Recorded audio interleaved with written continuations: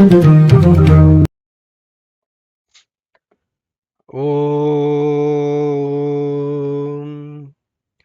ಶ್ರೀ ಗುರುಭ್ಯೋ ನಮಃ. ಹರಿ ಓಂ. ಶುಕ್ಲಾಂಬರಧರಂ ವಿಷ್ಣುಂ ಶಶಿವರ್ಣಂ ಚತುರ್ಭುಜಂ ಪ್ರಸನ್ನವದನಂ ಧ್ಯಾಯೇತ್ ಸರ್ವವಿಘ್ನೋಪಶಾಂತಯೇ. ನಾರಾಯಣಂ ನಮಸ್ಕೃತ್ಯ ನರಂ ಚೈವ ನರೋತ್ತಮಂ ದೇವೀಂ ಸರಸ್ವತೀಂ ವ್ಯಾಸಂ ತತೋ ಜಯಮುದೀರಯೇತ್. ಆಪಾದಮೌಳಿಪರ್ಯಂತಂ ಗುರುಣಾಮಾಕೃತಿಂ ಸ್ಮರೇತ್ ತೇನ ವಿಘ್ನಾಃ ಪ್ರಣಶ್ಯಂತಿ ಸಿದ್ಧ್ಯಂತಿ ಚ ಮನೋರಥಾಃ. ಶ್ರೀ ಗುರುಭ್ಯೋ ನಮಃ. ಹರಿ ಓಂ. ಎಲ್ಲರಿಗೂ ನಮಸ್ಕಾರ. ವಿಷ್ಣು ಸಹಸ್ರನಾಮದ ಚಿಂತನೆಯಲ್ಲಿ 7ನೇ ಶ್ಲೋಕದಲ್ಲಿ ಇದ್ದೀವಿ. ಹಿಂದಿನ ವಿಡಿಯೋಗಳಲ್ಲಿ ಅಗ್ರಾಹ್ಯ ಶಾಶ್ವತಃ ಕೃಷ್ಣೋ ಲೋಹಿತಾಕ್ಷಃ ಪ್ರತರ್ದನಃ ಪ್ರಭೂತಸ್ತ್ರಿಕಕುಬ್ಧಾಮ ಪ್ರಭೂತಃ ತ್ರಿಕಕುಬ್ಧಾಮ ಅಂತ ಅಲ್ಲಿವರೆಗೂ ಅರ್ಥ ಅನುಸಂಧಾನ ಮಾಡಿದ್ವಿ. ಈಗ ಮುಂದೆ ಪವಿತ್ರಂ ಮಂಗಳಂ ಪರಂ ಅನ್ನುವಂತಹ ನಾಮಗಳ ಅರ್ಥ ಅನುಸಂಧಾನವನ್ನು ಚಿಂತನೆಯನ್ನು ನಮ್ಮ ಕೈಲಾದಷ್ಟು ನಡೆಸೋಣ. ಮುಂದಿನ ನಾಮ ಪವಿತ್ರಂ ಅಂತ ಹೇಳಿ. ಪವಿತ್ರ ಅಂತಂದರೆ ಶುದ್ಧವಾಗಿರುವುದು, ಯಾವುದೇ ಕಶ್ಮಲಗಳು ದೋಷಗಳು ಇಲ್ಲದೆ ಇರುವಂಥದ್ದು, ಪಾವನವಾದದ್ದು ಅನ್ನೋ ಅರ್ಥ ಅದು ಪವಿತ್ರಂ. ಯಾರು ಎಲ್ಲಕ್ಕಿಂತ ಪವಿತ್ರನಾಗಿದಾನ್ಯೋ ಪವಿತ್ರಾಣಾಂ ಪವಿತ್ರಂಗ್ಯಃ ಅಂತ ಹಿಂದಿನ ಶ್ಲೋಕಗಳಲ್ಲಿ ನೋಡಿದ್ವಿ. ಹಾಗಾಗಿ ಯಾವುದು ಪವಿತ್ರಾಣಾಂ ಪವಿತ್ರಂ, ಯಾವುದು ಪವಿತ್ರರಿಗಳಿಗಿಂತ ಅತ್ಯಂತ ಪವಿತ್ರವಾದದ್ದು ಅದು ಪವಿತ್ರ ಅಂಥೇಳಿ, ಅವನು ಭಗವಂತ ಅಂತ ಅರ್ಥ. ಅಂದರೆ ಶುದ್ಧವಾಗಿರುವವನು, ಎಲ್ಲವನ್ನೂ ಶುದ್ಧ ಮಾಡಬಲ್ಲವನು ಭಗವಂತ, ಅವನು ಪವಿತ್ರ ಅಂತ ಹೇಳಿ. ಈ ಶರೀರ ಹೇಗೆ ಪವಿತ್ರವಾಗಿದೆ, ಯಾಕೆ ಪವಿತ್ರ ಅಂಥೇಳಿ ಇದನ್ನು ಬಿಡಿಸಿದಾಗ ಪವಿತ್ರ ಅನ್ನ ಪವಿ ಪ್ಲಸ್ ತ್ರ ಅಂತ ಹೇಳಿ. ಪವಿ ಅಂದರೆ ಪವತೀತಿ ಪವಿಹಿ, ಪುಂಗ್ ಪವನೆ ಅಂತ ಹೇಳಿ ಧಾತು. ಪಾವನವಾದದ್ದು, ಪಾವನಗೊಳಿಸುವುದು ಅಂತ ಅರ್ಥದಲ್ಲಿ ಪ್ರಾಣದೇವರು ಯಾವುದು ಪಾವನವಾಗಿದೆಯೋ ಪಾವಯತೀತಿ ಪವಿಹಿ, ಪವತೀತಿ ಪವಿಹಿ, ಪಾವಯತೀತಿ ಪವಿಹಿ ಅನ್ನೋ ಅರ್ಥದಲ್ಲಿ ಎಲ್ಲವನ್ನು ಅವನು ಪುಣ್ಯತಮನಾಗಿದ್ದಾನೆ, ಶುದ್ಧನಾಗಿದ್ದಾನೆ, ಮತ್ತು ಬೇರೆಯದನ್ನು ಶುದ್ಧ ಮಾಡಬಲ್ಲ. ಆ ಕಾರಣದಿಂದ ಅವನು ಪವಿಹಿ ಅಂದರೆ ಅಲ್ಲಿ ಪ್ರಾಣದೇವರು ಅಂತ. ಅಂದರೆ ಈ ಶರೀರ ಪಾಂಚಭೌತಿಕವಾಗಿ ಉಂಟಾದಂಥದ್ದು. ಇದನ್ನು ಎಷ್ಟೇ ತೊಳೆದ್ರೂ ಎಷ್ಟೇ ಶುದ್ಧ ಮಾಡಿದ್ರೂ ಪದೇ ಪದೇ ಅಶುದ್ಧಿ ಉಂಟಾಗ್ತಲೇ ಇರುತ್ತೆ, ಒಂದು ಒಳಗಡೆ ಅಥವಾ ಹೊರಗಡೆ. ಇದನ್ನು ಎಷ್ಟು ತೊಳೆದ್ರೂ ಇದಕ್ಕೆ ಮುಕ್ತಾಯ ಅಂತಿಲ್ಲ, ಅದು ಮತ್ತೆ ಕೊಳೆ ಆಗ್ತಾನೆ ಇರುತ್ತೆ. ಆದರೂ ಕೂಡ ಇದ್ದದ್ರಲ್ಲಿ ಅದು ಪವಿತ್ರ ಅಂಥೇಳಿ ಉತ್ತಮ ಕೆಲಸಗಳಿಗೆ, ಭಗವತ್ ಕಾರ್ಯಗಳಿಗೆ, ಎಲ್ಲ ಸತ್ಕಾರ್ಯಗಳಿಗೆ ಅದು ಉಪಯೋಗಕ್ಕೆ ಬರೋದು ಯಾವಾಗ ಅಂದರೆ ಹೇಳಿ, ಅದು ಜೀವಂತವಾಗಿದ್ದಾಗ, ಅಂದರೆ ಅದರಲ್ಲಿ ಪ್ರಾಣದೇವರ ಸನ್ನಿಧಾನ ಇದ್ದಾಗ, ಪ್ರಾಣನ ಸನ್ನಿಧಾನ ಇದ್ದಾಗ ಅದು ಪವಿತ್ರವಾಗಿತ್ತು. ಹಾಗಾಗಿ ಅದು ಎಲ್ಲ ಪುಣ್ಯ ಕೆಲಸಗಳಿಗೆ, ಪವಿತ್ರ ಕೆಲಸಗಳಿಗೆ ಉಪಯೋಗಕ್ಕೆ ಬರ್ತಾ ಇತ್ತು ಅಂತ ಹೇಳಿ.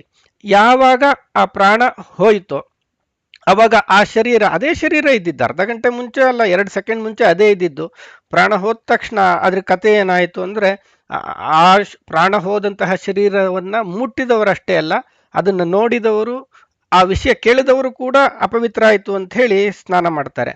ಅಂದರೆ ಯಾವುದಕ್ಕೆ ಪ್ರಾಣದೇವರ ಸ್ಪರ್ಶ ಹೋಯಿತೋ ಅದು ಅಪವಿತ್ರ ಆಯಿತು.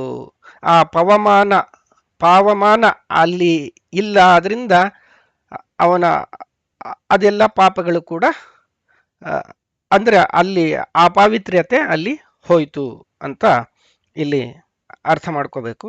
ಹಾಗಾಗಿ ಈ ದೇಹ ಯಾರಿಂದ ಪವಿತ್ರ ಆಗಿದೆಯೋ, ಯಾರಿಲ್ಲದಿದ್ದರೆ ಈ ದೇಹ ಅಪವಿತ್ರವಾಗುತ್ತೆಯೋ, ಅಶುದ್ಧ ಮೈಲಿಗೆ ಆಗುತ್ತೆಯೋ, ಅವನು ಪವಿತ್ರ.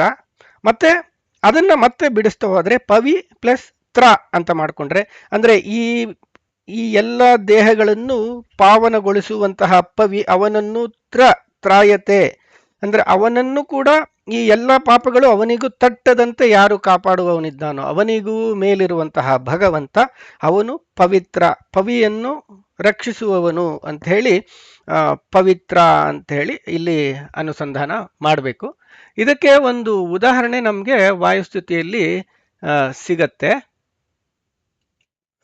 ವಾಯುಸ್ಥಿತಿಯ ಶ್ಲೋಕದಲ್ಲಿ ತ್ರಿಷ್ವಪ್ಯೇವತಾರೇಶ್ವರಿಭಿರಪಘೃಣಂ ಹಿಂಸಿತೋ ನಿರ್ವಿಕಾರ ಸರ್ವಜ್ಞ ಸರ್ವಶಕ್ತಿ ಸಕಲ ಗುಣಗಣ ಪೂರ್ಣರೂಪ ಪ್ರಗಲ್ಭ ಸ್ವಚ್ಛ ಸ್ವಚ್ಛಂದ ಮೃತ್ಯು ಸುಖಯಸಿಜನಂ ದೇವಕಿಂ ಚಿತ್ರಮತ್ರ ತ್ರಾತಾ ಯಸ್ಯ ತ್ರಿಧಾಮ ಜಗದುತ ವಶಗಂ ಕಿಂಕರ ಶಂಕರಾದ್ಯಾಹ ಅಂತ ಹೇಳಿ ಅಲ್ಲಿ ತ್ರಾತಾ ಯಸ್ಯ ತ್ರಿಧಾಮ ಅಂತ ಹೇಳಿ ಆ ವಾಯುದೇವರಿಗೆ 3 ಅವತಾರಗಳಲ್ಲಿಯೂ ಕೂಡ ಏನೇನು ಎಂತೆಂಥ ಅಟ್ಯಾಕ್ಗಳಾದವು, ಅವ್ರ ಮೇಲೆ ಪ್ರಾಣ ತೆಗೆಯುವಂಥ ಪ್ರಯತ್ನಗಳಾದವು, ಅಲ್ಲೆಲ್ಲ ಕೂಡ ಅವರನ್ನು ರಕ್ಷಿಸಿದವನು ತ್ರಾತಾ ಯಸ್ಯ ತ್ರಿಧಾಮ.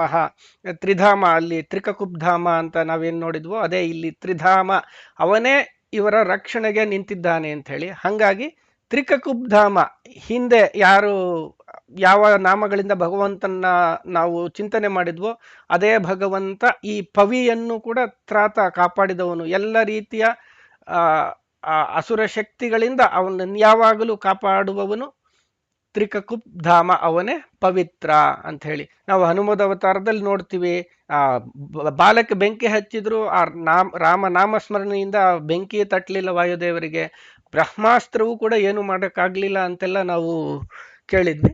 ಹಾಗಾಗಿ ಆ ಪವಿತ್ರ, ಆ ಪವಿ ಅನ್ನುವಂತಹ ಆ ವಾಯುದೇವರನ್ನು ಪ್ರಾಣದೇವರನ್ನು ಕೂಡ ತ್ರಾಯತೆ ಅಂದ್ರೆ ಕಾಪಾಡುವವನು ಪವಿತ್ರ ಅಂತ ಅರ್ಥದಲ್ಲಿ ನಾವು ಇದನ್ನ ಬಳಸ್ತೇವೆ.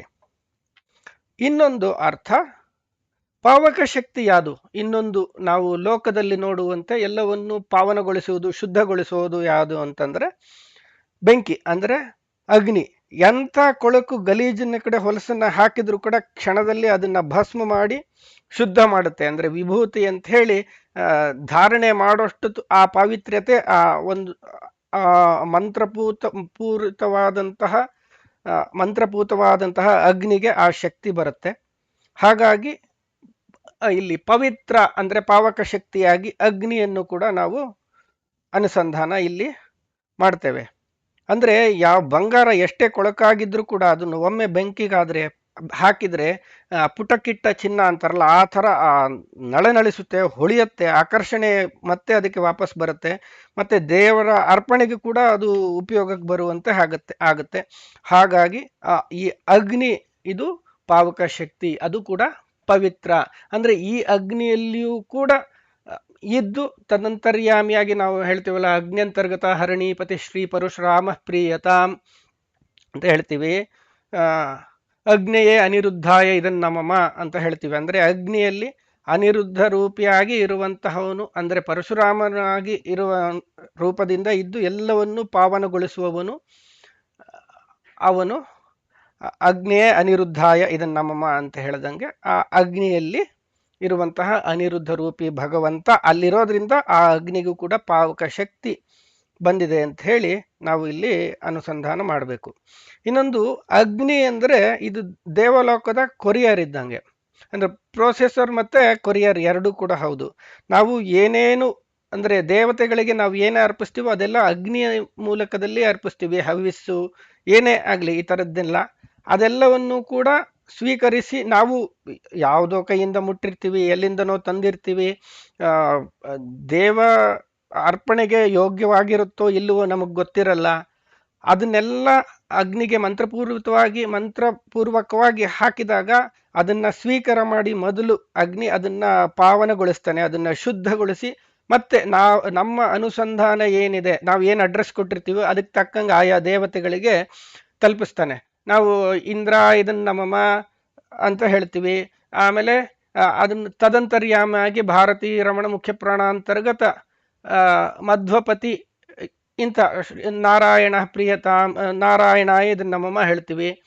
ಆಮೇಲೆ ಸೋಮಾಯ ಪವಮಾನ ಇದನ್ನ ನಮಮ ಅಂತ ಹೇಳಿ ಪವಮಾನ ಹೋಮ ಮಾಡುವಾಗ ಸೋಮ ಅಂದ್ರೆ ಸರ್ವೋತ್ಕೃಷ್ಟನಾದ ಜ್ಞಾನ ಸ್ವರೂಪನಾದ ಸೋಮ ಅಂದ್ರೆ ಭಗವಂತನಿಗೆ ಇದನ್ನ ಅರ್ಪಣೆ ಅಂತ ಹೇಳಿ ಈ ರೀತಿಯಾಗಿ ಏನೇನು ನಾವು ಅಡ್ರೆಸ್ ಕೊಡ್ತೀವೋ ಅಂತರ್ಯಾಮಿತ್ವದೊಂದಿಗೆ ಅದನ್ನ ಆಯಾ ದೇವತೆಗಳಿಗೆ ಇಂದ್ರ ಇದನ್ನ ನಮಮ ಈ ತರ ಪ್ರತಿಯೊಂದು ದೇವತೆಗಳಿಗೆ ಅದನ್ನ ಆ ತಲುಪಿಸುವಂತಹದ್ದು ಅಗ್ನಿ. ಅಂದ್ರೆ ನಾವು ಮೈಲಿಗೆಯ ವಸ್ತುಗಳನ್ನು ಮೈಲಿಗೆಯಿಂದ ನಾವು ಮಡಿಯಾಗೋಕ್ ಸಾಧ್ಯನೇ ಇಲ್ಲ ಈ ಅಮಂಗಳವಾದ ದೇಹದಲ್ಲಿ ಇದ್ಕೊಂಡು. ಅದು ಕೂಡ ಅಪವಿತ್ರವಾದದ್ದನ್ನ ತಲುಪಿಸಿದ್ರು ಕೂಡ ಅವನು ಅದನ್ನ ಪವಿತ್ರ ಮಾಡಿ ನಮ್ಮ ಅನುಸಂಧಾನಕ್ಕೆ ತಕ್ಕಂಗೆ ಆ ತತ್ತದ್ ದೇವತೆಗಳಿಗೆ ತಲುಪಿಸ್ತಾನೆ.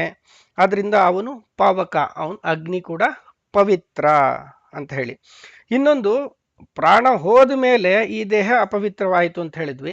ಆದರೆ ಈ ಅಪವಿತ್ರವಾದ ದೇಹವನ್ನು ಕೂಡ ಪವಿತ್ರ ಮಾಡಿ ಪ್ರಕೃತಿಯಿಂದ ಬಂದ ದೇಹವನ್ನ ಮತ್ತೆ ಪ್ರಕೃತಿಗೆ ಸೇರಿಸುವುದು ಕೂಡ ಅದೇ ಅಗ್ನಿ. ಇಲ್ಲಿ ನಾವು ಕೆಲವು ವಿಷಯಗಳು ತುಂಬಾ ಅದ್ಭುತವಾಗಿದೆ, ನಾವು ಗುರುಗಳಿಂದ ಕೇಳ್ತಿಳಿದಿದ್ದು ಅದನ್ನ ಎಲ್ಲರ ಜೊತೆ ಹಂಚ್ಕೊಳ್ಬೇಕು. ಇದು ಸ್ವಲ್ಪ ವಿಶೇಷವಾಗಿ ಎಲ್ಲ ಕಡೆ ಎಲ್ಲರಿಗೂ ತಿಳಿಯಕ್ಕೆ ಬರುವಂತಹ ವಿಷಯ ಅಲ್ಲ ಇದು. ಹಾಗಾಗಿ ಈ ಸಂದರ್ಭ ಬಂತು ಅಂತ ಅದನ್ನ ತಿಳ್ಕೊಂಡು ಮುಂದೆ ಹೋಗೋಣ. ಒಬ್ಬ ಗೃಹಸ್ಥನಿಗೆ ಅಂದರೆ ಅವನು ಬದುಕಿದ್ದಾಗ, ಅಂದ್ರೆ ಬ್ರಹ್ಮಚಾರಿಯಾಗಿದ್ದಾಗ ಅವನು ಅಗ್ನಿ ಕಾರ್ಯ ಎಲ್ಲ ಮಾಡ್ತಾನೆ, ಹೌದು. ಆಮೇಲೆ ಗೃಹಸ್ಥನಾದ ಮೇಲೆ ಅಗ್ನಿ ಸ್ವೀಕಾರ ಮಾಡಬೇಕು. ಗೃಹಸ್ಥ ಸ್ವೀಕಾರ ಮಾಡಿದ್ದ ಅಗ್ನಿ ಗಾರ್ಹಪತ್ಯ ಅಗ್ನಿ ಅಂತ ಹೇಳ್ತಾರೆ. ಅಂದ್ರೆ ಒಮ್ಮೆ ಆ ಗೃಹಸ್ಥ ಅಗ್ನಿಯನ್ನ ಸ್ವೀಕರಿಸಿದ ಮೇಲೆ ಅವನು ನಿತ್ಯ ಅಗ್ನಿಹೋತ್ರ, ವೈಶ್ವದೇವ ಇದ್ಯಾವುದು ಕೂಡ ಬಿಡೋ ಹಾಗೆ ಇಲ್ಲ. ಮತ್ತೆ ಆ ಅಗ್ನಿಯು ಕೂಡ ನಂದೋ ಹಾಗೆ ಇಲ್ಲ. ಅದು ಯಾವಾಗಲೂ ನಂದಾದೀಪದಂತೆ ಆ ಗೃಹಸ್ಥ ಸ್ವೀಕಾರ ಮಾಡಿದ ಅಗ್ನಿಯು ಕೂಡ ಯಾವಾಗಲೂ ನಂದದಂತೆ ಹಂಗೆ ಇರಬೇಕು. ಹಿಂದಿನ ಕಾಲದಲ್ಲಿ ಆ ಅಗ್ನಿ ಆರದೇ ಇರೋಕ್ಕೆ ಏನು ಒಳ್ಳೆ ಮೆಥಡ್ಗಳು ಇಟ್ಕೊಂಡಿದ್ರು. ಏನ್ ಮಾಡ್ತಿದ್ರಂದ್ರೆ, ಇದು ಸೆಗಣಿ ಬರುತ್ತಲ್ಲ, ಸೆಗಣಿಯ ಉಂಡೆ ಮಾಡಿ ಇಟ್ಕೊಳ್ತಾ ಇದ್ರಂತೆ. ಆ ಉಂಡೆ ಮಾಡಿ, ಅಥವಾ ಬೆರಣಿ ಅಂತೆಲ್ಲ ನೋಡಿರ್ತೀವಿ ನಾವು. ಬೆರಣಿ ಸಾಮಾನ್ಯ ಈ ಹಳ್ಳಿಗಳಲ್ಲಿ ಬೆಳೆದವರಿಗೆ ಅಥವಾ ಈ ಪ್ರಾಚೀನ ಕಾಲದಿಂದಲ ಈ ಎಲ್ಲ ಪರಂಪರೆಯನ್ನು ಉಳಿಸಿ ಬೆಳೆಸ್ಕೊಂಡು ಬಂದಿರುವಂತಹ ಮನೆಗಳಲ್ಲಿ ಇದನ್ನ ಗಮನಿಸಿರ್ತೀವಿ. ಅಂದ್ರೆ ಆ ಒಂದು ಅಗ್ಗಿಷ್ಟಿಗೆ, ಅದು ನೆಲದಲ್ಲೇ ಸ್ಥಿರವಾಗಿರುವಂಥದ್ದು ಇರುತ್ತೆ, ಹೋಮಕುಂಡ ಅಥವಾ ಅಗ್ಗಿಷ್ಟಿಗೆ. ಅದರಲ್ಲಿ ಆ ಸಗಣಿ ಉಂಡೆ ಒಂದು ಹಾಕಿಟ್ಬಿಟ್ರೆ ಚೆನ್ನಾಗಿ ಒಣಗಿರೋದನ್ನ ಅದು ಒಳ್ಳೊಳಗೆ ಕೆಂಡವಾಗಿ ಅದು ಪೂರ್ತಿ ಆರಲ್ಲ. ಆ ಕೆಂಡವನ್ನ, ಆ ಅಗ್ನಿಯ ಅಂಶವನ್ನ ಹಾಗೆ ಉಳಿಸ್ಕೊಂಡಿರುತ್ತೆ. ಮತ್ತೆ ಮಾರನೇ ದಿನ ಅದಕ್ಕೆ ತುಪ್ಪ ಹಾಕಿದಾಗ ಅದು ಮತ್ತೆ ದಗದಾಗ ಉರಿಯೋಕ್ಕೆ ಶುರು ಆಗುತ್ತೆ. ಅದರಲ್ಲಿ ಹವಿಸ್ನೆಲ್ಲ ಅರ್ಪಿಸೋದು ಹೀಗಾಗುತ್ತೆ.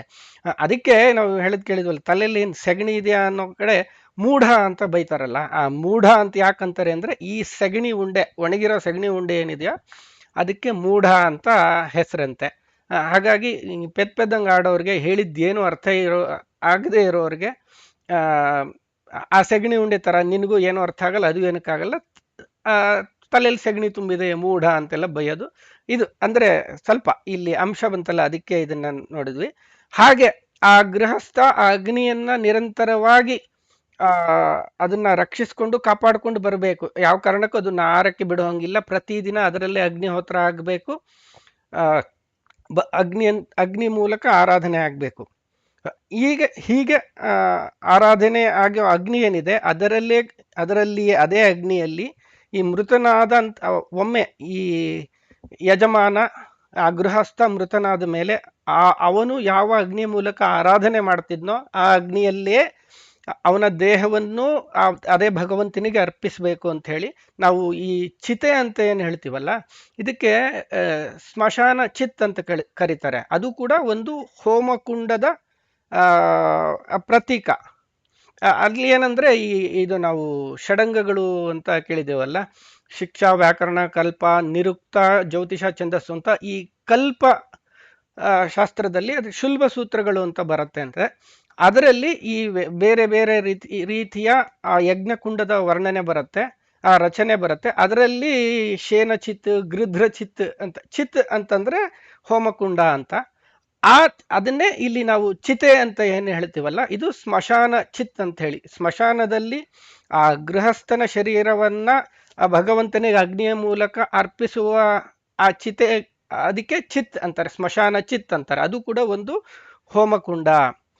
ಅಲ್ಲಿ ಏನಂದ್ರೆ, ಈಗ ಎಲ್ಲರೂ ಗಮನಿಸಿರ್ತೀವಲ್ವಾ, ಈ ಪುರೋಹಿತರು ಬಂದು ಒಂದಷ್ಟು ಕೆಂಡ ಮಾಡಿ ಅಥವಾ ಮನೆ ಮುಂದೆ ಒಂದಷ್ಟು ಕಟ್ಟಿಗೆ ಹಚ್ಚಿಟ್ಟಿರ್ತೀವಿ.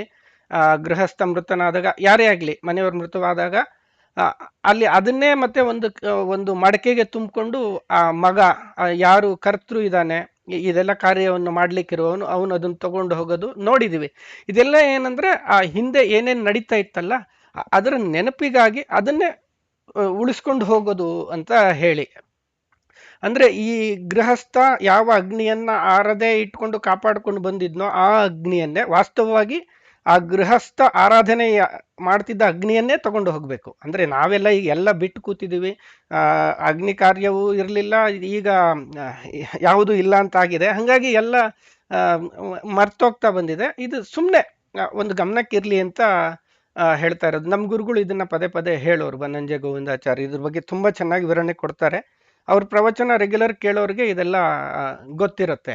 ಹಾಗೆ ಆ ಗೃಹಸ್ಥನ ಮಗ ಆ ಕರ್ತೃ ಆ ಅಧಿಕಾರಿ ಏನಿದೆ ಅವನು ಆ ಅಗ್ನಿಯನ್ನು ತಗೊಂಡು ಹೋಗಿ ಆ ಚಿತೆಯ ಮೇಲೆ ಅಗ್ನಿಯನ್ನು ಹಾಕಿ ಅದೇ ಆ ಮಂತ್ರ ಪುರಸ್ಸರವಾಗಿ ತನ್ನ ತಂದೆ ಅಥವಾ ಆ ಪಿತೃವಿನ ಆ ಶರೀರವನ್ನ ಅಗ್ನಿಗೆ ಅರ್ಪಿಸ್ತಾನೆ ಅಂತ ಹೇಳಿ ಇದು ಪ್ರೋಸೆಸ್. ಹಾಗಾಗಿ ಈ ಶರೀರ ಮೈಲಿಗೆ ಆಗಿರುವಂತಹ ಶರೀರವನ್ನ ಅಗ್ನಿಗೆ ಪೂರ್ವಕವಾಗಿ ಅರ್ಪಿಸಿದಾಗ ಆ ಶರೀರವನ್ನ ಅಗ್ನಿ ಸ್ವೀಕಾರ ಮಾಡಿ ಅದನ್ನ ಪವಿತ್ರಗೊಳಿಸಿ ಅದನ್ನು ಕೂಡ ಭಗವಂತನಿಗೆ ಅರ್ಪಣೆ ಮಾಡ್ತಾನೆ. ಅಂದ್ರೆ ಇಲ್ಲಿ ಭಗವಂತನಿಗೆ ಮೈಲಿಗೆ ಅಂತ ಇಲ್ಲ, ಅವನು ನಿತ್ಯ ಪವಿತ್ರ, ಅದಕ್ಕೆ ಅವನಿಗೆ ಪವಿತ್ರ ಅಂತ ಹೆಸರು. ಅದೇನು ಹೆಣವನ್ನೆಲ್ಲ ಅರ್ಪಿಸ್ತಾರ ದೇವ್ರಿಗೆ ಅಸಹ್ಯ ಅಂತ ಕೇಳೋ ಹಾಗಿಲ್ಲ. ಯಾಕೆಂದ್ರೆ ಎಲ್ಲಿ ಏನೇ ಪಚನ ಆಗ್ತಾ ಇದೆ ಅಂದ್ರೆ ಅಲ್ಲಿ ಪಾಚಕ ಶಕ್ತಿಯಾಗಿ ಭಗವಂತನೇ ಇರ್ತಾನೆ. ಅಹಂ ವೈಶ್ವಾನರೋ ಭೂತ್ವ ಪ್ರಾಣಿನಾಂ ದೇಹಮಾಶ್ರಿತ ಪ್ರಾಣಾಪಾನ ಸಮಾಯುಕ್ತ ಪಚಾಮ್ಯಂಜಂ ಚತುರ್ವಿಧಂ ಅಂತ ಹೇಳ್ತಾನಲ್ಲ ಭಗವಂತ. ಅವನಿಗೆ ಮೈಲಿಗೆ ಅಂತ ಇಲ್ಲ. ಅಂದ್ರೆ ಭಗವಂತ ಅಂದ್ರೆ ನಾನ್ವೆಜ್ ತಿಂತಾನ ದೇವರು ಅಂತ ಕೇಳಿದ್ರೆ ಹೌದಪ್ಪ, ಅವನು ಭಗವಂತ, ಅವನಿಗೆ ಮೈಲಿಗೆ ಅನ್ನೋದು ಯಾವುದೂ ಇಲ್ಲ. ಯಾವ ಜೀವಿ ಏನು ತಿಂದರೂ ಕೂಡ ಅದನ್ನ ಪಚನೆ ಮಾಡ್ಬೇಕಾದವನು ಅವನೇ ಅಲ್ಲ. ಇಡೀ ಬ್ರಹ್ಮಾಂಡವನ್ನೇ ಪ್ರಳಯ ಕಾಲದಲ್ಲಿ ತಿಂದು ಮುಗಿಸೋವನಿಗೆ, ತನ್ನ ಹೊಟ್ಟೆಲಿ ಇಟ್ಕೊಳ್ಳೋವನಿಗೆ ಯಾವುದು ಬೇಡದ್ದು ಬೇಕಾದ್ದು ಯಾವುದು ಅಂತ ಹೇಳಿ. ಅಂದ್ರೆ ಆ ಭಕ್ತರಿಗೆ ಏನು ಆಹಾರವೋ ಅದೇ ಭಗವಂತನಿಗೂ ಆಹಾರ ಅನ್ನೋದು ಶಾಸ್ತ್ರ. ಯಾರು ಏನು ಆಹಾರಕ್ಕಾಗಿ ಸ್ವೀಕರಿಸ್ತಾನೋ ತನ್ನ ಮನೆತನದ ಪದ್ಧತಿಯಂತೆ, ಸಾಮಾನ್ಯವಾಗಿ ಏನಂದ್ರೆ ಸಾತ್ವಿಕ ಆಹಾರಗಳನ್ನು ಸ್ವೀಕರಿಸಿದ್ರೆ ಸಾತ್ವಿಕ ಪ್ರವೃತ್ತಿ ಹೆಚ್ಚಾಗುತ್ತೆ ಅಂತ ಹೇಳಿ ಯಾರು ಈ ಅಧ್ಯಾತ್ಮ ಮಾರ್ಗದಲ್ಲಿದ್ದಾರೋ ಅವರಿಗೆ ಕೆಲವು ನಿಷೇಧಗಳನ್ನ ಹೇರಿದ್ದಾರೆ. ಅಂದ್ರೆ ಆಹಾರಗಳಲ್ಲಿ ಯಾವುದು ನಮ್ಮನ್ನು ಅಪವಿತ್ರಗೊಳಿಸುತ್ತೆ. ಮುಖ್ಯವಾಗಿ ಬೇಕಾಗಿದ್ದು ಪಾವಿತ್ರ್ಯತೆ. ಇಲ್ಲಿ ಶರೀರಕ್ಕಿಂತ ಮನಸ್ಸಿನ ಪಾವಿತ್ರ್ಯತೆ ಮುಖ್ಯ. ಶುರುವಿನಲ್ಲಿ ಅಥವಾ ಮುಂದೆ ನಮ್ದು ಬರುತ್ತಲ್ಲ, ಭಕ್ತಿಮಾನ್ಯ ಸದೋತ್ಥಾಯ ಶುಚಿಸ್ತದ್ಗತ ಮಾನಸಃ ಅಂತ ಹೇಳಿ. ಹಾಗೆ ಮನಸ್ಸು ಶುದ್ಧವಾಗಬೇಕು. ಹಾಗೆ ಯಾವ ಆಹಾರ ಸ್ವೀಕಾರ ಮಾಡೋದ್ರಿಂದ ನಮ್ಮ ಮನಸ್ಸು ಯಾವುದೇ ಚಂಚಲತೆಗೆ ಗುರಿಯಾಗದೆ ಸ್ಥಿರವಾಗಿ ಇರೋಕ್ಕೆ ಸಹಾಯ ಆಗುತ್ತೆ. ಅದಕ್ಕೆ ಸಾತ್ವಿಕ ಆಹಾರ ಅಂತಾರೆ. ಸಾಧನೆಯ ಹಾದಿಯಲ್ಲಿ ಇರುವವನಿಗೆ, ಅಧ್ಯಾತ್ಮ ಸಾಧಕನಿಗೆ ಅದು ಸೂಕ್ತವಾದ ಆಹಾರ.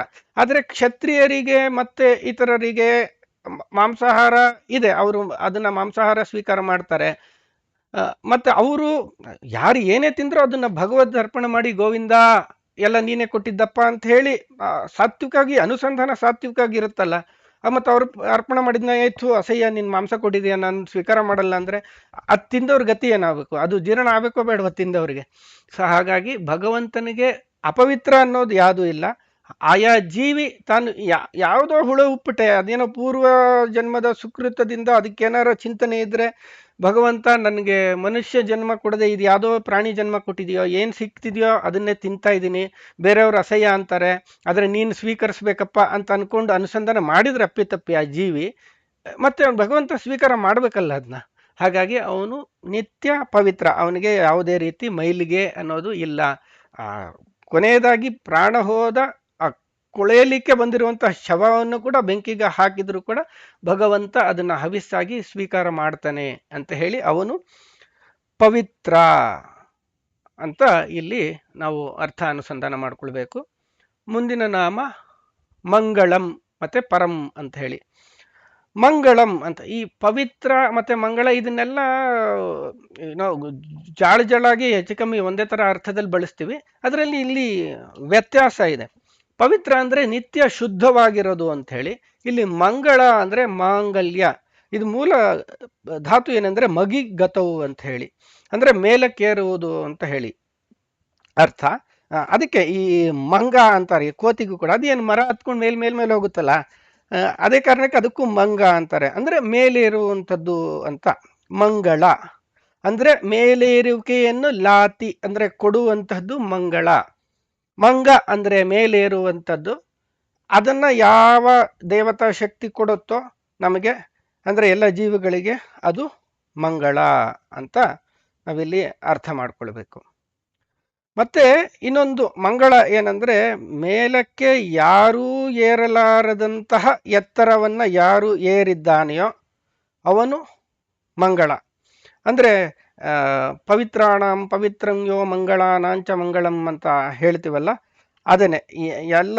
ಯಾವುದು ಮಾಂಗಲ್ಯ ಅಂದ್ರೆ ಶುಭವನ್ನ, ಉನ್ನತಿಯನ್ನ, ಆಧ್ಯಾತ್ಮಿಕ ಉನ್ನತಿಯನ್ನ, ಆ ಮೇಲಕ್ಕೇರುವ ಪ್ರಕೃತಿಯ ಮೇಲಕ್ಕೇರುವ ಆ ಪ್ರಕ್ರಿಯೆಯನ್ನ ನಮ್ಮಲ್ಲಿ ಊರ್ಜಿತಗೊಳಿಸುವಂತಹ ಯಾವ್ಯಾವ ಶಕ್ತಿಗಳಿದೆಯೋ ಅವು ಮಂಗಳಗಳು ಅಂತ ಹೇಳಿ. ಹಾಗಾಗಿ ಎಲ್ಲರಿಗೂ ಕೂಡ ಉನ್ನತಿಯನ್ನು, ಮೋಕ್ಷವನ್ನೇ ಕೊಡುವಂತಹ ಭಗವಂತ ಅವನು ಮಂಗಳಂ ಅಂತ ಹೇಳಿ. ಮತ್ತೆ ಇನ್ನೊಂದು ಪ್ರಾಣ ಅಂತಂದ್ರೇನೆ ಕೂಡ, ಅಂದ್ರೇನೆ ಅರ್ಥ, ಮೂಲ ಅರ್ಥವೇ ಮೇಲೇರುವಂಥದ್ದು ಅಂತ. ಪ್ರಾಣ ಅಪಾನ ಅಂತ ಹೇಳ್ತೀವಲ್ಲ, ಪ್ರಾಣ ಅಂದ್ರೆ ಮೇಲೆ ಕೆಳೆಯುವ ಶಕ್ತಿ, ಅಪಾನ ಅಂದ್ರೆ ಕೆಳಕ್ಕೆ ಇಳಿಯುವಂತಹ ಶಕ್ತಿ. ಇದೇನಂದ್ರೆ ನಮ್ಮ ಈ ಜೀವ ಏನಿದೆಯಲ್ಲ, ಇದೊಂಥರ ಗ್ಯಾಸ್ ಬಲೂನ್ ಇದ್ದಂಗೆ. ಅದು ಮೇಲಕ್ಕೆ ಹೋಗೋದೇ ಅದರ ನೇಚರು, ಆ ಸ್ವಭಾವ ಮೇಲಕ್ಕೆ ಹೋಗೋದು. ಆ ಸ್ವಭಾವಕ್ಕೆ ವಿರುದ್ಧವಾಗಿ ಅದನ್ನ ಹಿಡಿದು ಎಳೆಯುವಂಥದ್ದೆಲ್ಲ ಏನಿದೆಯಲ್ಲ, ಅದೇನಂದ್ರೆ ನಮ್ಮನ್ನ ಮೇಲಕ್ಕೇರದಂತೆ ಕೆಳಗೆ ಕರ್ಷಣ ಮಾಡೋ ಶಕ್ತಿಗಳಿದ್ರೆ ನಿಜ ಅದು ಕರ್ಮ ಅಂತ ಹೇಳಿ. ಕರ್ಮ ಮತ್ತೆ ನಾವು ಮಾಡೋದು ಪಾಪಗಳೇನಿದೆಯೋ ಇದೆಲ್ಲ ಪಾಪದ ಮೂಟೆ ಬೆನ್ನು ಏರಿದೆ ಅಂತೆಲ್ಲ ಹೇಳ್ತಾರಲ್ಲ. ಮತ್ತೆ ಕರ್ಮ ಅಂದ್ರೆ ಇದು ಬೆನ್ನೇರಿದ ತೂಕದಿದ್ದಂತೆ ಅಂತ. ಹಾಗೆ ಈಗ ಒಂದು ಗ್ಯಾಸ್ ಬಲೂನ್ಗೆ ದಾರ ಕಟ್ಟಿ ಮರಕ್ಕೋ ಕಂಬಕ್ಕೋ ಕಲ್ಗೋ ಕಟ್ಬಿಟ್ರೆ ಅದು ಅದಕ್ಕೆ ಮೇಲೆ ಹೋಗೋ ಶಕ್ತಿ ಇದ್ರೂ ಕೂಡ ಇದ್ರ ಎಳೆತದಿಂದ ಅದು ಮೇಲೆ ಹೋಗ್ದಂಗೆ ನಿಂತಿರುತ್ತೆ. ಹಾಗಾಗಿ ನಮ್ಮ ಈ ಜೀವಿಗಳು ಕೂಡ, ನಮಗೂ ಕೂಡ ನಾವು ಮಾಡಿದ ಕರ್ಮಗಳು ನಮ್ಮನ್ನ ಮೇಲೇರದಂತೆ ತಡೆಯತ್ತಂತೆ.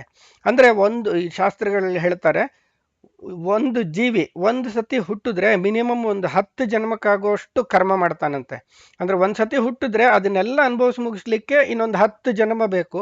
ಮತ್ತೆ ಆ 10 ಜನ್ಮದಲ್ಲಿ ಇನ್ನೇನೇನೋ ಕರ್ಮ ಮಾಡ್ತೀವಿ, ಮತ್ತೆ ಅದು ಇನ್ನೊಂದು 10 ಜನ್ಮಕ್ಕೆ ಅಂತ ಬೆಳೆಸ್ಕೊಂಡು ಪರ್ಮ್ಯೂಟೇಷನ್ ಕಾಂಬಿನೇಷನ್ ಆಗ್ತಾ ಹೋದ್ರೆ ಬದುಕೋದು ಹೇಗೆ, ಈ ವಿಷ ಸರ್ಕಲ್ ಇಂದ ಕಾಪಾಡೋದು ಹೇಗೆ, ಪಾರಾಗೋದು ಹೇಗೆ ಅಂತ ಪ್ರಶ್ನೆ ಬರುತ್ತೆ. ಇಲ್ಲಿ ನಮ್ಗೆ ನಮ್ಮನ್ನ ಮೇಲೇರದಂತೆ ತಡೆಯುವಂತಹ ಕರ್ಮಗಳಲ್ಲಿ 3 ವಿಧ ಇದೆ ಅಂತ ಹೇಳ್ತಾರೆ. ಪ್ರಾರಬ್ಧ ಕರ್ಮ ಅಂದ್ರೆ ಯಾವುದು ಫಲ ಕೊಡಕ್ಕೆ ಶುರು ಮಾಡಿದೆ, ನಾವು ಹಿಂದೆ ಮಾಡಿದ ಯಾವುದೋ ಕರ್ಮ ಈಗ ಫಲ ಕೊಡ್ಲಿಕ್ಕೆ ಶುರುವಾಗಿದೆ, ಅದರ ಕರ್ಮ ಫಲದ ಪ್ರಕಾರ ಏನೇನೋ ನಮ್ಮ ಮತ್ತೆ ಕರ್ಮ ಮಾಡ್ತಿದೀವಿ, ಇದು ಕರ್ಮಗಳು. ಮತ್ತೆ ಇನ್ನೊಂದು ಅಂದ್ರೆ ಇದು ಆಲ್ರೆಡಿ ಶುರು ಆಗಿದೆ ಪ್ರೊಡಕ್ಷನ್. ಇನ್ನೊಂದು ಆಗಾಮಿ ಅಂತ ಹೇಳಿ ಕರ್ಮ, ಅಂದ್ರೆ ಇದು ಲೈನ್ ಅಪ್ ಆಗಿದೆ, ಇನ್ನ ರಾ ಮೆಟೀರಿಯಲ್ ತರ. ಇದು ಈ ಅಂದ್ರೆ ಪ್ರಾರಬ್ಧ ಕರ್ಮ ಇದೆಲ್ಲ ಕೇಸಸ್ ಮುಗಿದ ಮೇಲೆ ಮತ್ತೆ ಆಗಾಮಿ ಕರ್ಮಗಳು ಬಂದು ಕೂತ್ಕೊಳ್ಳುತ್ತವೆ. ಆಮೇಲೆ ಸಂಚಿತ ಕರ್ಮಗಳು ಅಂತಂದ್ರೆ ಇದು ಡೆಪಾಸಿಟ್ ಅಲ್ಲಿರುವಂತಹ ಕರ್ಮಗಳು ಅಂತ. ಅಂದ್ರೆ ಇಲ್ಲಿ ಸಂಚಿತ ಮತ್ತೆ ಆಗಾಮಿ ಕರ್ಮಗಳಿಗೆ ಸೊಲ್ಯೂಷನ್ ಇದೆ ಅಂತೆ. ಆದ್ರೆ ಈ ಪ್ರಾರಬ್ಧ ಕರ್ಮ ಅಂತ ಏನಿದೆ ಅಂದ್ರೆ ಇದು ಆಲ್ರೆಡಿ ರಿಸಲ್ಟ್ ಕೊಡಕ್ ಶುರು ಮಾಡಿದೆಯಲ್ಲ, ಅದರಿಂದ ಬಿಡುಗಡೆಗೆ ಸಾಧ್ಯವೇ ಇಲ್ಲ. ಅದನ್ನ ಎಂಥ ದೊಡ್ಡ ಜೀವಿಗಳಾದ್ರೂ, ಅಪರೋಕ್ಷ ಜ್ಞಾನಿಗಳಾದ್ರೂ ಕೂಡ, ದೊಡ್ಡ ದೊಡ್ಡ ದೇವತಾ ಶಕ್ತಿಗಳು ಅದನ್ನ ಅನುಭವಿಸಿಯೇ ತೀರ್ಬೇಕು ಅಂತ ಶಾಸ್ತ್ರ ಹೇಳುತ್ತೆ.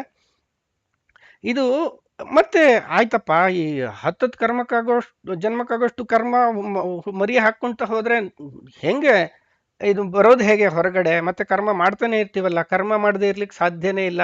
ನಿದ್ದೆಲಿದ್ರು ಏನೋ ಒಂದು ಕರ್ಮ ಆಗ್ತಿರುತ್ತಲ್ಲ ಅಂತ ಕೇಳಿದ್ರೆ, ನಮಗೆ ಈ ಯಾಜ್ಞೀಯ ಮಂತ್ರೋಪನಿಷತ್ತು ಅಥವಾ ಈಶಾವಾಸ್ಯೋಪನಿಷತ್ತು ಅಂತ ಏನಿದೆಯಲ್ಲ, ಅದರಲ್ಲಿ ಒಂದು ಮಾತು ಬರುತ್ತೆ.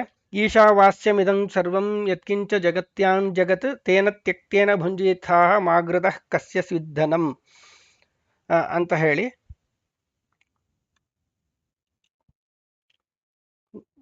ಅದೇ ಮುಂದುವರೆದು ಕುರ್ವನ್ನೇವೇಹ ಕರ್ಮಾಣಿ ಜಿಜೀವಿಷೇ ಛತಂ ಸಮಾಹ ಏವಂ ತ್ವಯಿ ನಾಣ್ಯಥೇತೋಸ್ತಿ ನ ಕರ್ಮ ಲಿಪ್ಯತೆ ನರೇ. ಅಂದ್ರೆ ನ ಕರ್ಮ ಲಿಪ್ಯತೆ ಅಂದ್ರೆ ಅಂಟ್ಕೊಳ್ಳಲ್ಲ. ಯಾವಾಗ ಅಂದ್ರೆ ಹೇಳಿ, ಈ ಕರ್ಮ ನಮ್ಮನ್ನ ಅಂಟದೇ ಇರೋಂಗೆ ಏನ್ ಮಾಡ್ಬೇಕು ಅಂತ ಈಗ ನಮಗ್ ಬೇಕಾಗಿರೋದು ಮೇನು. ಅಂದ್ರೆ ಕರ್ಮ ಎಲ್ಲ ಇನ್ನೊಂದು 10 ಜನ್ಮಕ್ಕಾಗಷ್ಟು ಕರ್ಮ ಅಂಟಿಸ್ಕೊಳ್ತಾ ಹೋಗುತ್ತಲ್ಲ. ಈ ಕರ್ಮ ಅಂಟದೇ ಇರೋಂಗೆ ಏನ್ ಮಾಡ್ಬೇಕು ಅಂದ್ರೆ ಕುರ್ವನ್ನೇವೇಹ ಕರ್ಮಾಣಿ. ಇಹ ಅಂದ್ರೆ ಈ ಭಗವಂತನಲ್ಲಿ ಅಂತ ಹೇಳಿ. ಈ ಯಾಜ್ಞೀಯ ಮಂತ್ರೋಪನಿಷತ್ತನ್ನ ಕಂಡಂತಹ ಋಷಿ ಸ್ವಯಂಭುವ ಮನು, ಅವನ ಮುಂದೆ ಯಜ್ಞ ರೂಪ ಭಗವಂತ ಇದ್ದಾನೆ, ಅವನ ಕಂಡು ಸ್ಫುರಣೆಗೊಂಡಂತಹ ಈ ಮಂತ್ರಗಳು. ಹಂಗಾಗಿ ಆ ಭಗವಂತನಲ್ಲಿ ಏನೇನು ಕರ್ಮ ಇದೆ ಈ ಕರ್ಮಗಳನ್ನೆಲ್ಲ ಮಾಡಿದ್ರೆ ಅವಾಗ ಅದು ನ ಲಿಪ್ಯತೆ, ಆ ಕರ್ಮ ನಮಗೆ ಅಂಟ್ಕೊಳ್ಳಲ್ಲಂತೆ.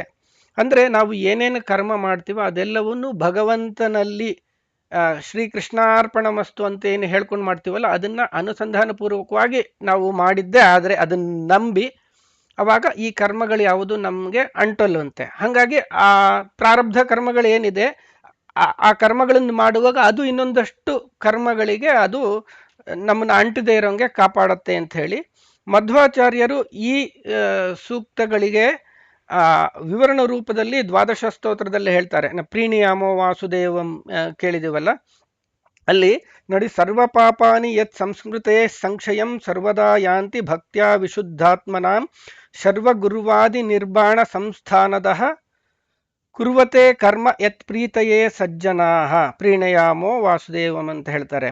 ಇಲ್ಲ ಅಂದ್ರೆ ಕುರ್ವತೆ ಕರ್ಮ ಯತ್ ಪ್ರೀತಯೇ ಸಜ್ಜನಾಹ, ಸಜ್ಜನರು ಯಾರ ಪ್ರೀತಿಗಾಗಿ ಕರ್ಮಗಳನ್ನು ಮಾಡ್ತಾರೆಯೋ, ಅಂದ್ರೆ ಭಕ್ತಿಯಿಂದ ವಿಶುದ್ಧರಾಗಿರುವವರು, ಅಂದ್ರೆ ಇಲ್ಲಿ ಪವಿತ್ರ ಅಂತ ಬಂತಲ್ಲ, ಆ ಭಕ್ತಿಯಿಂದ ಪವಿತ್ರರಾಗಿರುವಂತಹ ಜೀವಿಗಳು ಭಗವಂತನಲ್ಲಿ ಅರ್ಪಣ ಬುದ್ಧಿಯಿಂದ ಕರ್ಮಗಳನ್ನು ಮಾಡಿದಾಗ ಅವರ ಪಾಪಗಳೆಲ್ಲ ಆ ಭಗವಂತನ ನಾಮಸ್ಮರಣದಿಂದಲೇ ನಾಶ ಆಗತ್ತೆ ಅಂತ ಹೇಳಿ ಮತ್ತೆ ಮುಂದಿನ ಶ್ಲೋಕದಲ್ಲಿ ಅದನ್ನೇ ವಿವರಣೆಯನ್ನು ಬೆಳೆಸ್ಕೊಳ್ತಾ ಹೋಗ್ತಾರೆ. ಅಕ್ಷಯಂ ಕರ್ಮ ಯಸ್ಮಿನ್ ಪರೇ ಸ್ವರ್ಪಿತಂ ಪ್ರಕ್ಷಯಂ ಯಾಂತಿ ದುಃಖಾನಿ ಯನ್ನಾಮತಃ ಅಕ್ಷರೋ ಯೋಜರಃ ಸರ್ವದೈವಾಮೃತಃ ಕುಕ್ಷಿಗಂ ಯಸ್ಯ ವಿಶ್ವಂ ಸದಾ ಜಾಧಿಕಂ ಪ್ರೀಣಯಾಮೋ ವಾಸುದೇವಂ ದೇವತಾ ಮಂಡಲಾಖಂಡಮಂಡನಂ ಪ್ರೀಣಯಾಮೋ ವಾಸುದೇವಂ. ಇದನ್ನ ಹೇಳ್ತಾ ಹೋದ್ರೆ ಅಲ್ಲೇ ಕಳೆದೋಗ್ತೀವಿ, ಅಲ್ಲೇ ಹೇಳ್ಕೊಂಡು ಮುಂದೆ ಹೋಗ್ಬೇಕು ಅಂತ ಅನ್ಸ್ಬಿಡುತ್ತೆ, ಅಷ್ಟು ಚೆನ್ನಾಗಿದೆ ಇದು ಆಚಾರ್ಯ ಮಧ್ವರ ರಚನೆ. ಇಲ್ಲಿ ನೋಡಿ, ಅಕ್ಷಯಂ ಕರ್ಮ ಯಸ್ಮಿನ್ ಪರೇ ಸ್ವರ್ಪಿತಂ ಪ್ರಕ್ಷಯಂ ಯಾಂತಿ ದುಃಖಾನಿ ಯನ್ನಾಮತಃ ಅಂತ ಹೇಳಿ, ಇಲ್ಲಿ ಅಕ್ಷಯಂ ಕರ್ಮ ಯಸ್ಮಿನ್ ಪರೇ ಸ್ವರ್ಪಿತಂ ಪ್ರಕ್ಷಯಂ ಯಾಂತಿ ಅಂತ ಹೇಳಿ, ಒಂದು ಭಗವಂತನಲ್ಲಿ ಅರ್ಪಿಸಿದ ಕರ್ಮಗಳೆಲ್ಲ ಅಕ್ಷಯವಾಗುತ್ತೆ. ಅಂದ್ರೆ ಭಗವಂತನಲ್ಲಿ ಅರ್ಪಣೆ ಮಾಡದೇ ಇರುವಂತಹ ಕರ್ಮಗಳು ನಮ್ಮನ್ನ ಅಂಟುಕೊಳ್ಳುತ್ತೆ ಅಂತ ಹೇಳಿ ಇದನ್ನೇ ಕುರ್ವನ್ನೇವೇಹ ಕರ್ಮಾಣಿ ಜಿಜೀವಿಷೇಚ್ಛತಂ ಸಮಾಹ ಏವಂ ತ್ವಯೇ ನಾಣ್ಯಥೇತೋಸ್ತಿ ನ ಕರ್ಮ ಲಿಪ್ಯತೆ ನರೇ ಅಂತ ಹೇಳಿದ್ರಲ್ಲ, ಅದನ್ನೇ ವಿವರಣೆ ಇಲ್ಲಿ ಕೊಡ್ತಾ ಇದ್ದಾರೆ. ಅಂದ್ರೆ ಭಗವಂತನಲ್ಲಿ ಅರ್ಪಿಸಿ ಮಾಡಿದಂತಹ ಕರ್ಮಗಳು ಏನಿದೆ, ಸತ್ಕರ್ಮಗಳೆಲ್ಲ ಅನಂತಪಟ್ಟು ಅಕ್ಷಯವಾಗಿ ನಮ್ಮನ್ನ ಕಾಪಾಡತ್ತಂತೆ.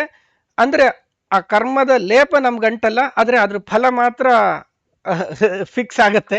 ಹಾಗೆ ಭಗವಂತನಲ್ಲಿ ಅರ್ಪಿಸಿ ಮಾಡಿದ ಕರ್ಮಗಳೆಲ್ಲ ಈ ಗ್ಯಾಸ್ ಬಲೂನ್ನ ಬಿಡುಗಡೆ ಮಾಡಿದ್ರೆ ಅದು ಮತ್ತೆ ಪ್ರಾಣ ತನ್ನ ಸ್ವರೂಪ ಅಥವಾ ಸ್ವಭಾವಕ್ಕೆ ತಕ್ಕಂಗೆ ಮೇಲೆ ಇರುವಂತಹ ಗುಣ ಇರುವಂತಹ ಪ್ರಾಣ ಅದು ಮೇಲಕ್ಕೇರಕ್ಕೆ ಅನುಕೂಲ ಆಗುತ್ತೆ ಹಂಗೆ ಹೇಳಿ. ಹಾಗಾಗಿ ಯಾವ ಭಗವಂತನಲ್ಲಿ ನಾವು ಎಲ್ಲ ಕರ್ಮಗಳನ್ನು ಅರ್ಪಿಸಿ ಮಾಡಿದಾಗ ನಮಗೆ ಕರ್ಮದ ಲೇಪ ಉಂಟಾಗದಂತೆ ನಾವು ಮೇಲೇರಕ್ಕೆ ಅನುಕೂಲವಾಗೋಂಗೆ ನಮ್ಮನ್ನು ಏನೇನು ತಡೆಯುತ್ತೋ ಆ ಶಕ್ತಿಗಳಿಂದಲೂ ದೂರ ಮಾಡಿ ಮಂಗಳ ನಮ್ಮನ್ನ ಮೇಲಕ್ಕೇರಿಸ್ತಾನೆ. ಹಾಗಾಗಿ ಅವನು ಮಂಗಳಂ ಅಂತ ಅರ್ಥ.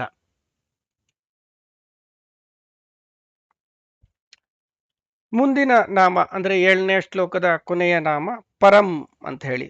ಪರ ಅಂತಂದ್ರೆ ಸರ್ವೋತ್ತಮ ಆಗಿರೋನು ಅಂತ. ಅಂದ್ರೆ ಯಾರಿಗಿಂತ ಮಿಗಿಲಾದವರು ಬೇರೆ ಯಾರು ಇಲ್ಲವೋ ಅವನು ಪರ ಅಂತ ಹೇಳಿ, ಸರ್ವೋತ್ತಮ ಸರ್ವೋತ್ಕೃಷ್ಟ ಅನ್ನೋ ಅರ್ಥದಲ್ಲಿ. ವಾಯುಸ್ಥಿತಿಯಲ್ಲೇ ಮಧ್ವಾಚಾರ್ಯರು ಒಂದು ಅದ್ಭುತವಾದ ಮಾತು ಹೇಳ್ತಾರೆ. ಅಂದ್ರೆ ವಾಯುಸ್ತುತಿಗೆ ಮುನ್ನವಾಗಿ ಅದಕ್ಕೆ ಪೀಠಿಕೆಯಾಗಿ ನಖಸ್ತುತಿ ಮತ್ತೆ ಇನ್ನೊಂದು ಲಕ್ಷ್ಮೀಕಾಂತ ಸ್ತುತಿ ಅಂತ ಏನು ಮಧ್ವಾಚಾರ್ಯರು ತ್ರಿವಿಕ್ರಮ ಪಂಡಿತರಿಗೆ ಅನುಗ್ರಹಿಸಿ ಕೊಟ್ರು. ಅದರಲ್ಲಿ ಇದು ಒಂದು ಮಾತು ಬರುತ್ತೆ, ಲಕ್ಷ್ಮೀಕಾಂತ ಸಮಂತತೋಪಿ ಕಲಯನ್ನೈವೇಶಿತುಸ್ತೆ ಸಮಂ ಪಶ್ಯಾಮ್ಯುತ್ತಮ ವಸ್ತು ದೂರತರತೋಪಾಸ್ತಂ ರಸೋಯೋಷ್ಟಮಃ ಅಂತ ಹೇಳಿ. ಹಿಂದಿನ ಇದರಲ್ಲಿ ಲೋಹಿತಾಕ್ಷ ಅನ್ನುವಾಗ ಮಿಕ್ಕಿದ್ದನ್ನ ಕೇಳಿದ್ವಿ.